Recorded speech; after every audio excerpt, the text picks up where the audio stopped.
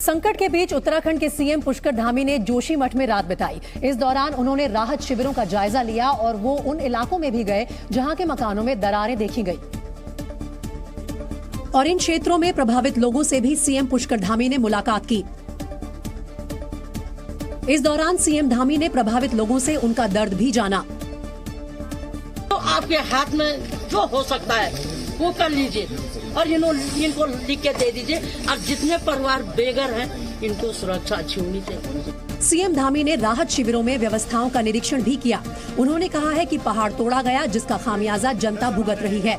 हम जो है जोशीमठ के हर व्यक्ति के साथ हैं और ये जो 1.5 लाख रुपए की धनराशि देने का हमने निर्णय किया है, ये फौरी तौर पर है। ये कोई अंतिम राहत नहीं है कि इतने में ही काम करने वाला, ये अंतरिम है।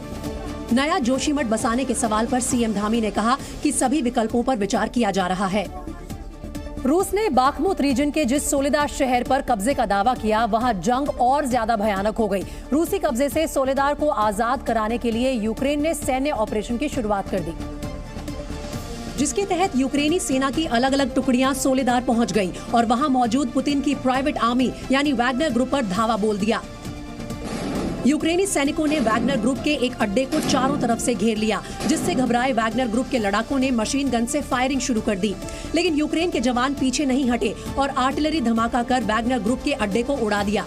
यूक्रेन की सेना ने वैगनर ग्रुप की नाक में दम करते हुए रूसी सेना के एक हथियार डिपो को भी उड़ा दिया। चारों तरफ तबाह हुए मकानों से घिरे इस हथियार डिपो पर तोप से हमला किया गया, जिसके बाद डिपो में आग लग गई और उसमें रखे हथियार धमाकों के साथ तबाह हो गए। हालांकि रूस ने दावा किया कि उसने सोलेदार में यूक्रेन के लगभग 500 सैनिकों को मौत के घाट उतार दिया, जबकि अमेरिकी रक्षा मंत्री लॉयड ऑस्टिन ने कहा कि वो इस बात की पुष्टि नहीं कर सकते कि सोलेदार रूस के हाथों में है। यही नहीं, यूक्रेन के राष्ट्रपति वोलोदिमीर ज़ेलेंस्की ने भी माना कि सोलेदार पर पूरी तरह रूस का कब्जा नहीं हुआ और उनकी सेना अब भी वहां रूस को तगड़ी चुनौती दे रही है।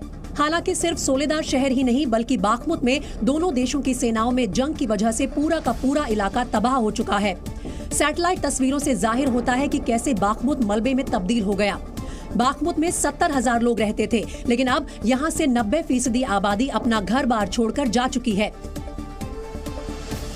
Зараз держави-терористи і пропагандисти намагаються зробити вигляд, нібито якась частина нашого міста Солидару майже повністю зруйнована окупантами міста, ніби це якийсь здобуток Росії. Вони будуть подавати і вже подають це своєму суспільству так, щоб підтримувати мобілізацію, щоб давати.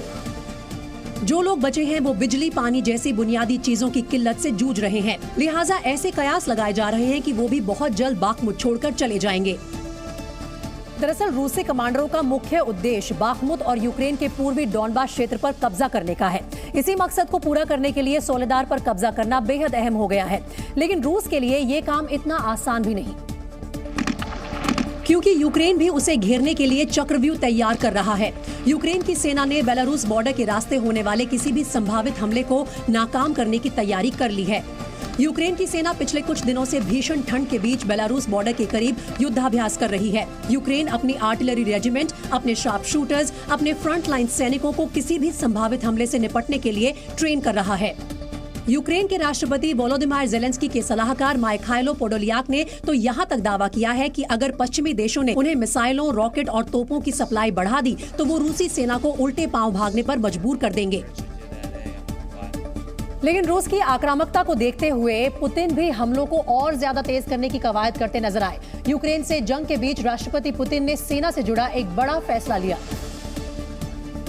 उन्होंने सर्गेई सुरोविकिन को यूक्रेन युद्ध में रूस के सैन्य प्रमुख पद से हटा दिया। पुतिन ने सुरोविकिन की जगह जनरल स्टाफ के प्रमुख वालेरी गेरासिमोव को यूक्रेन युद्ध का कमांडर नियुक्त कर दिया। एक रिपोर्ट के मुताबिक वालेरी गेरासिमोव रूसी राष्ट्रपति व्लादिमीर पुतिन के राइट हैंड कहे जाते हैं। गेरासिमोव राष्ट्रपति और रक्षा मंत्री सहित उन 3 लोगों में से एक थे जिन्होंने यूक्रेन पर हमले का प्लान तैयार किया था। वो दूसरे चेचन युद्ध के एक अनुभवी कमांडर हैं, जो पहले जनरल निकोलाई मकारोव के डिप्टी के रूप में कार्यरत थे। इन तमाम बदलावों को देखते हुए यूक्रेन में सैन्य कमांडर जनरल वालेरी ने संभावना जताई है कि इस वसंत ऋतु की शुरुआत में एक नए रूसी आक्रमण की उम्मीद है। रूसी सेना 100% हमला करने की तैयारी में है। जनरल वालेरी के मुताबिक रूसी सेना जनवरी से फरवरी और बहुत ज्यादा होगा तो मार्च तक बड़ा हमला कर सकती है। और इस वक्त एक बड़ी अपडेट आ रही है दिल्ली से, सीधा उसका रुख करते हैं। दिल्ली के जहांगीरपुरी में पुलिस की छापेमारी हुई है और पुलिस ने यहां एक संदिग्ध को हिरासत में लिया है। बताया जा रहा है कि इस संदिग्ध का खालिस्तानी आतंकी से कनेक्शन है। दिल्ली पुलिस की छापेमारी हुई जहांगीरपुरी में, जहां से इस संदिग्ध को पुलिस ने हिरासत में लिया। 26 जनवरी यानी कि गणतंत्र दिवस भी ज्यादा दूर नहीं है और ऐसे माहौल में आशंका जताई जाती है आतंकी गतिविधियों के तेज होने की। इसके चलते पुलिस भी अपनी कवायद, अपनी चेकिंग तेज कर देती है, जिसके चलते आज की छापेमारी में दिल्ली पुलिस ने जहांगीरपुरी से एक संदिग्ध को गिरफ्तार किया है। इसका खालिस्तानी आतंकी से कनेक्शन बताया जा रहा है।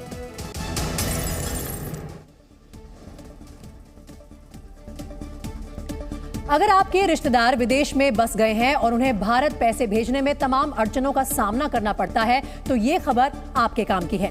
केंद्र सरकार ने 10 देशों में रहने वाले NRI यानी प्रवासी भारतीयों के लिए UPI से पेमेंट की सुविधा को आसान कर दिया है। इन 10 देशों में रहने वाले NRI अब अपने इंटरनेशनल मोबाइल नंबर की मदद से भारत में UPI पेमेंट कर सकेंगे। इन 10 देशों में सिंगापुर, हांगकांग, ऑस्ट्रेलिया, ओमान और कतर जैसे देश शामिल हैं। साथ ही अमेरिका, कनाडा, सऊदी अरब, UAE और ब्रिटेन में रहने वाले NRIs को भी ये सुविधा मिलेगी। NCPI यानी national payments corporation of India ने सभी UPI प्लेटफॉर्म्स को 30 अप्रैल तक इस व्यवस्था को लागू करने को कहा है। इस सुविधा का फायदा उठाने के लिए विदेश में रह रहे NRI को NRE यानी नॉन रेजिडेंट एक्सटर्नल और NRO यानी नॉन रेजिडेंट ऑर्डिनरी अकाउंट का इस्तेमाल करना होगा। अभी तक NRI अपने विदेशी मोबाइल नंबर से UPI के जरिए पैसों का लेन देन नहीं कर पा रहे थे और इसके लिए उनको भारतीय सिम कार्ड का इस्तेमाल करना पड़ता था। अमेरिका के कैलिफोर्निया में लगातार बारिश तबाही की वजह बनी हुई है, जिसकी एक डराने वाली तस्वीर फ्रेस्नो काउंटी से सामने आई, जहां भारी बारिश के बाद चट्टानों से झरने फूट पड़े और नदियों में सैलाब आ गया। कैलिफोर्निया की फ्रेस्नो काउंटी की नई तस्वीरों में ऊंची चट्टानों से झरना बहता दिखाई दिया। फ्रेस्नो इलाके में बहने वाली नदियों में पानी का ऐसा बहाव था कि किसी भारी भरकम चीज को भी अपने साथ बहा ले जाए। फ्रेस्नो में लगातार मलबा और कीचड़ रास्तों को जाम कर रहा है और बड़ी आबादी पर संकट छाया हुआ है। लिहाजा स्थानीय प्रशासन ने लोगों को सुरक्षित जगहों पर जाने के निर्देश दिए हैं। वहीं सैक्रामेंटो शहर भी किसी टापू में तब्दील हो गया है। ड्रोन से ली गई तस्वीरों में हर तरफ पानी ही पानी दिखाई दिया। हाईवे ब्रिज से गाड़ियां गुजर रही थी और नीचे पानी भरा हुआ था। कैलिफोर्निया में तूफान और बाढ़ बारिश से अब तक 17 लोगों की मौत भी हो चुकी है। नेशनल वेदर सर्विस के मुताबिक आगे और तूफान दस्तक दे सकते हैं। और कैलिफोर्निया के मर्सेड शहर में तो सड़कों पर ऐसा सैलाब नजर आया जिसमें गाड़ियां पूरी तरह डूब गई थी और पानी घरों के अंदर पहुंच गया। ये हालात पिछले 10 दिन से कैलिफोर्निया में हो रही बारिश के बाद बन गए, जिसमें उत्तरी कैलिफोर्निया के ज्यादातर हिस्से डूब गए और मर्सेड शहर किसी टापू में तब्दील हो गया। सामने आई तस्वीरों में कैलिफोर्निया में बने बाढ़ के हालात का भयावह मंजर दिखाई दिया, जहां पानी इतना ज्यादा भर गया कि सड़कों पर खड़ी गाड़ियां डूब गई और यही नहीं, घरों के अंदर रखा सामान भी पानी में तैरता दिखाई दिया। वेंचुरा काउंटी में फायर फाइटर्स अब तक 42 लोगों को रेस्क्यू कर चुके हैं, जो वहां स्थानीय नदियों में फंस गए थे। 10 दिन से हो रही बारिश और तूफान ने अमेरिका के इतने विकसित शहर को पानी पानी कर दिया। लॉस एंजलिस में मेट्रो अंडरपास के अंदर भी पानी भरा नजर आया। वहीं सैन फ्रांसिस्को में ओले भी गिरे। सैंटा बारबरा की सड़कों पर इतना पानी भर गया कि कुछ स्थानीय लोग पानी में कायाकिंग करते दिखे। तूफान के साथ साथ हो रही भयंकर बारिश की वजह से मिट्टी में जबरदस्त कटाव हो रहा है और शहर भर में मलबा और कीचड़ जमा हो गई है, जिसने खतरा और बढ़ा दिया है। ये अंदाजा लगाना मुश्किल हो रहा है कि जमीन कहां से धंस रही है और कहां पानी की गहराई कितनी ज्यादा है। और अमेरिका के लॉस एंजलिस में सड़क धंस गई और वहां से गुजर रही 2 गाड़ियां उस 15 फीट गहरे गड्ढे में समा गई। कैलिफोर्निया में लगातार बारिश की वजह से जमीन धंस रही है और लैंडस्लाइड हो रहे हैं, जिसकी एक डराने वाली तस्वीर लॉस एंजलिस से आई, जब सड़क का एक बड़ा हिस्सा अचानक धंस गया और वहां से गुजर रही एक कार और एक पिकअप ट्रक इसकी चपेट में आ गए। करीब 15 फीट गहरे गड्ढे में गिरी इन गाड़ियों में 2-2 लोग सवार थे। हालांकि पिकअप ट्रक में सवार दोनों शख्स सही वक्त पर सुरक्षित बाहर निकल आए, लेकिन बाकी दोनों को फायर फाइटर्स ने रस्सी की मदद से बाहर निकाला। कैलिफोर्निया में इस वक्त मकानों के अंदर भी खतरा मंडरा रहा है और घर से बाहर भी कब जमीन धंस जाए, कौन सी चट्टान खिसक जाए, कुछ नहीं पता। ऐसी एक तस्वीर कैलिफोर्निया के फ्रेस्नो से सामने आई है, जहां अचानक लैंडस्लाइड हो गया और बड़े बड़े बोल्डर आकर सड़क पर गिरने लगे। गनीमत ये थी कि जिस वक्त चट्टान खिसकी उस वक्त कोई वाहन वहां से नहीं गुजर रहा था। बाद में बुलडोजर की मदद से सड़क पर पड़ा मलबा और बोल्डर हटाए गए। लगातार बारिश की वजह से कैलिफोर्निया में जगह जगह लैंडस्लाइड हो रहे हैं और तूफान ने तबाही मचा रखी है। लाखों लोग बाढ़ से प्रभावित हैं। करीब 50,000 लोगों को मकान खाली करने के निर्देश दिए गए हैं। भारी बारिश की वजह से 1,10,000 से भी ज्यादा मकानों और दफ्तरों की बिजली गुल है। यहाँ बिहार के बक्सर में किसानों ने महापंचायत की। चौसा में बुधवार को जमीन अधिग्रहण के लिए उचित मुआवजे की मांग को लेकर मचे बवाल के बाद आज किसान मामले पर मंथन में जुटे। उन्हें जान से मारने की धमकियां मिल रही थी। सूचना और प्रचार निदेशालय ने आम आदमी पार्टी को 163 करोड़ रुपए की रिकवरी के लिए नोटिस जारी किया है। आरोप है कि आम आदमी पार्टी ने सरकारी विज्ञापनों की आड़ में राजनीतिक विज्ञापन छपवाए हैं। दिल्ली के मंडावली इलाके में हथियार लैस बदमाशों ने एक ज्वेलरी की दुकान को अपना निशाना बनाया। लाठी डंडे लेकर आए बदमाशों ने दुकान के मालिक पर हमला किया और लूटपाट की। बात करते हैं बिहार की। बिहार के बक्सर में किसानों ने महापंचायत की और चौसा में बुधवार को जमीन अधिग्रहण के लिए उचित मुआवजे की मांग को लेकर मचे बवाल के बाद आज किसान मामले पर मंथन करने जुटे। इसके लिए बक्सर के बनारपुर गांव में किसानों ने महापंचायत की। इस महापंचायत में काफी संख्या में किसान जमा हुए और अधिग्रहित जमीन के लिए उचित मुआवजे की मांग की। बिहार विधान परिषद में नेता प्रतिपक्ष सम्राट चौधरी भी किसानों से मिलने पहुंचे। उन्होंने कहा कि घर में घुसकर महिलाओं और किसानों की पिटाई करने वाले सभी पुलिस वालों को सीएम नीतीश नौकरी से बर्खास्त करें। पुलिस इस तरह का काम नहीं कर सकती। पुलिस को मैं तो मुख्यमंत्री जी से यह मांग करता हूं कि आप बर्खास्त करें। लोक जनशक्ति पार्टी रामविलास गुट के नेता चिराग पासवान ने नीतीश सरकार से सवाल किया कि जिन बच्चों और महिलाओं को पीटा गया आखिर उनका कसूर क्या था। बक्सर की घटना जितनी निंदनीय है उतना ही मुख्यमंत्री नीतीश कुमार जी का अमानवीय चेहरा दर्शाती है। बक्सर के चौसा गांव में थर्मल पावर प्लांट के लिए जमीन का अधिग्रहण किया गया है। किसान मौजूदा दर से इसका मुआवजा देने की मांग कर रहे हैं। और बीजेपी ने बक्सर में पुलिस पर बदले की भावना से कार्रवाई करने का आरोप लगाया और कहा कि पार्टी किसानों के साथ खड़ी रहेगी। बीजेपी नेता सुशील मोदी ने कहा कि राज्य में नीतीश कुमार की संवेदनहीन सरकार है। इसके लिए सुशील मोदी ने किसानों पर लाठीचार्ज का उदाहरण दिया। उन्होंने आरोप लगाया कि रात को पुलिस ने किसानों के घर में घुसकर उनकी पिटाई की। सुशील मोदी ने इसमें शामिल पुलिस वालों को बर्खास्त करने की मांग की। साथ ही उन्होंने सवाल किया कि वर्ष 2022 में 2013 के सर्किल रेट पर किसानों को मुआवजा क्यों दिया जा रहा है। कि 2013 के रेट पर नहीं बल्कि 2022 के रेट पर उनकी जमीन का मुआवजा दिया जाना चाहिए। वहीं केंद्रीय मंत्री अश्विनी चौबे ने बक्सर की घटना को लेकर सीएम नीतीश कुमार पर हमला बोला और कहा कि मुख्यमंत्री पूरी तरह से धृतराष्ट्र कुमार बनकर बैठे हुए हैं। जिस प्रकार से पीटा गया वो दुर्भाग्यपूर्ण है और बिहार सरकार मुख्यमंत्री पूरी तरह से धृतराष्ट्र कुमार बनकर के बैठे हुए हैं। बक्सर में 2 महीने से आंदोलन कर रहे किसानों पर पुलिस ने बुधवार को लाठीचार्ज किया था। और इस वक्त बिहार के बक्सर से आ रही एक बड़ी खबर का रुख कर लेते हैं। बिहार के बक्सर में प्रदर्शनकारियों का गुस्सा फूटा। यहाँ उन्होंने केंद्रीय मंत्री अश्विनी चौबे के खिलाफ प्रदर्शन किया। अश्विनी चौबे के खिलाफ नारेबाजी भी हुई और सुरक्षा कर्मियों ने अश्विनी चौबे को सुरक्षित इस जगह से निकाला। बक्सर में प्रदर्शनकारियों ने केंद्रीय मंत्री अश्विनी चौबे के खिलाफ भी प्रदर्शन किया, नारेबाजी की। सुरक्षा कर्मियों को केंद्रीय मंत्री को यहां से सुरक्षित निकालना पड़ा।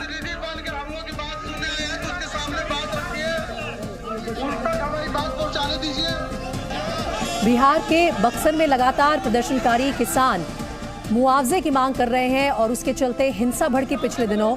जहां एक तरफ बीजेपी ये ऐलान कर चुकी है कि वो प्रदर्शनकारियों के साथ है, वहीं दूसरी तरफ आज उन्हीं के केंद्रीय मंत्री को लोगों के गुस्से का सामना करना पड़ा। पेरू की राष्ट्रपति डीना बेलुआर्टे की सरकार के खिलाफ विरोध प्रदर्शन का सिलसिला थमने का नाम नहीं ले रहा।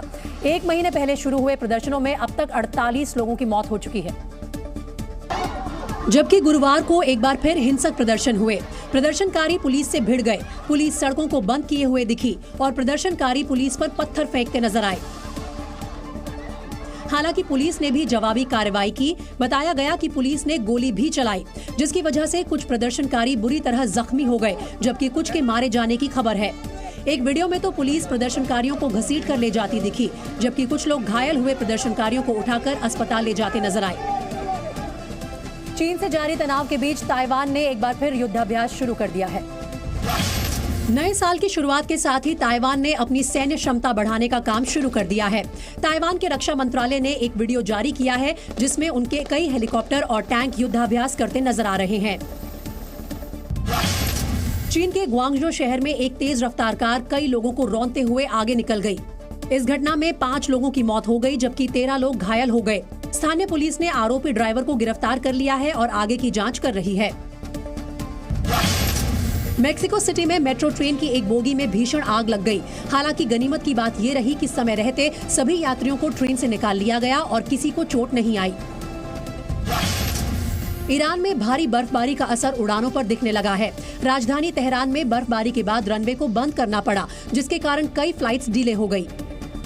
अब लग्जरी क्रूज के जरिए नदी में सफर का एक नया सिलसिला शुरू होने वाला है। वाराणसी से शुरू होने वाली देश की इस सबसे लंबी नदी यात्रा को प्रधानमंत्री नरेंद्र मोदी 13 जनवरी को हरी झंडी दिखाएंगे, जो MV गंगा विलास क्रूज के जरिए होगी। सबसे लंबी नदी यात्रा की तैयारियां पूरी हो चुकी हैं और MV गंगा विलास क्रूज वाराणसी से असम के डिब्रूगढ़ तक के सफर के लिए पूरी तरह तैयार है। इस क्रूज के जरिए सैलानी वाराणसी से डिब्रूगढ़ के बीच 50 से ज्यादा तीर्थ स्थलों और ऐतिहासिक जगहों की सैर करेंगे। इस पूरी यात्रा में 52 दिन लगने वाले हैं। 27 छोटी बड़ी नदियां इससे गुजरेंगी। दुनिया का सबसे लंबा रिवर क्रूज कहा जा रहा MV गंगा विलास 5 स्टार होटल जैसी सुविधाओं से लैस है। इस लग्जरी क्रूज में 18 स्वीट्स हैं। गंगा विलास क्रूज की खुली छत से सैलानी नदी और नदी के चारों तरफ बिखरी प्राकृतिक खूबसूरती का नजारा देख सकते हैं। क्रूज का संचालन संभालने वाली कंपनी का कहना है कि सैलानियों के खाने पीने से लेकर उनके ठहरने तक का बेहतरीन इंतजाम किया गया है। लग्जरी रिवर क्रूज का ये सफर सैलानियों के लिए कई मायने में यादगार साबित होने वाला है। जानकारी के मुताबिक MV गंगा विलास क्रूज को स्विस पर्यटकों ने अगले 2 साल के लिए बुक करवा लिया है। क्रूज स्विट्जरलैंड के 32 सैलानियों को लेकर वाराणसी से डिब्रूगढ़ के अपने पहले सफर पर निकलेगा। इस सफर की शुरुआत 13 जनवरी को वाराणसी से होगी, जब PM मोदी इसे हरी झंडी दिखाकर रवाना करेंगे। वाराणसी से डिब्रूगढ़ के ये सफर को 51 दिनों में पूरा किया जाएगा और इस दौरान ये क्रूज नदी के रास्ते 3200 किलोमीटर का सफर तय करेगा। ये क्रूज देश के 5 राज्यों के साथ बांग्लादेश की राजधानी ढाका से भी होकर गुजरेगा। 5 राज्यों में उत्तर प्रदेश, बिहार, झारखंड, बंगाल और असम शामिल है। इस सफर में सैलानी भारत और बांग्लादेश के 50 से ज्यादा तीर्थ स्थलों और ऐतिहासिक इमारतों का दीदार करेंगे। रास्ते में सैलानी वाराणसी के घाटों के अलावा सुंदरबन के डेल्टा और काजीरंगा नेशनल पार्क की भी सैर करेंगे। 51 दिन लंबा सफर सैलानियों को थका ना दे, इसके लिए भी MV गंगा विलास क्रूज पर पूरे इंतजाम किए गए हैं। क्रूज में 18 लग्जरी स्वीट्स हैं, जिनमें 5 स्टार होटल्स जैसी सुविधाएं मिलेंगी। क्रूज पर एक हाई टेक जिम भी है, जहां सैलानी कसरत कर सकेंगे। साथ ही रूफटॉप पर योगा के लिए भी जगह दी गई है, ताकि लोग कुदरत के साए में योग का आनंद उठा सकें। क्रूज के रेस्टोरेंट में एक साथ 40 लोग बैठकर देश विदेश के स्वादिष्ट पकवानों का स्वाद ले सकते हैं। इस क्रूज की लंबाई 62 मीटर और चौड़ाई करीब 13 मीटर है। रात के वक्त क्रूज पर लगी लाइट्स इसकी खूबसूरती में 4 चांद लगा देंगी। वहीं PM मोदी की सुरक्षा में आज बड़ी चूक हुई। कर्नाटक के हुबली में PM मोदी के रोड शो के दौरान एक शख्स अचानक उनके काफिले के काफी करीब आ गया। युवक ने PM के गले में माला डालने की कोशिश की, लेकिन SPG ने उसे पीछे धकेल दिया। मेंस हॉकी वर्ल्ड कप के मैच 13 जनवरी यानी कल से ओडिशा में शुरू होने जा रहे हैं। पहला मुकाबला दोपहर 1 बजे अर्जेंटीना और दक्षिण अफ्रीका के बीच खेला जाएगा। झारखंड के सरायकेला में भीषण सड़क हादसा हुआ। मजदूरों को ले जा रही पिकअप वैन के पलटने से 7 मजदूरों की दर्दनाक मौत हो गई। वहीं दर्जन भर लोग घायल हो गए। CM हेमंत सोरेन ने ट्वीट कर हादसे पर दुख जताया। यूपी के ललितपुर में तेंदुए और उसके एक शावक के दिखने से इलाके में हड़कंप मच गया है। सूचना मिलने के बाद वन विभाग की टीम सक्रिय हो गई है। हालांकि कई ग्रामीण अब भी अपने खेतों में जाने से डर रहे हैं। ब्रिटेन की राजधानी लंदन के हीथ्रो एयरपोर्ट पर परमाणु बम में इस्तेमाल किए जाने वाले यूरेनियम का एक पैकेट मिला। इस खुलासे के बाद हड़कंप मच गया और लंदन पुलिस मामले की तफ्तीश में जुट गई।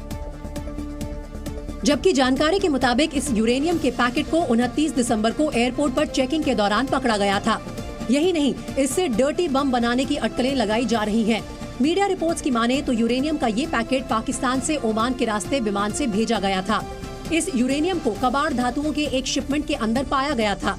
तो वहीं अब इस बात की जांच की जा रही है कि कहीं ये यूरेनियम पाकिस्तान की खराब सुरक्षा व्यवस्था की वजह से तो ब्रिटेन नहीं पहुंच गया। They should have done. There is extensive screening at ports and airports in this country to keep the public safe, and it worked. The amount of material we're talking about was very small, and there was no threat to public health or public safety identified. हालांकि जांच अधिकारी ने बताया कि packet में uranium की मात्रा बेहद कम थी, जिससे किसी को कोई खतरा नहीं है। हालांकि पाकिस्तान के विदेश मंत्रालय की प्रवक्ता मुमताज जहरा ने दावा किया कि यूरेनियम वाला शिपमेंट पाकिस्तान का नहीं था। इस बारे में जो खबरें फैलाई जा रही हैं वो गलत हैं। लेकिन ये भी सच है कि लीबिया से लेकर उत्तर कोरिया को पाकिस्तान एटम बनाने के लिए जरूरी चीजें और तकनीक सप्लाई करता रहा है।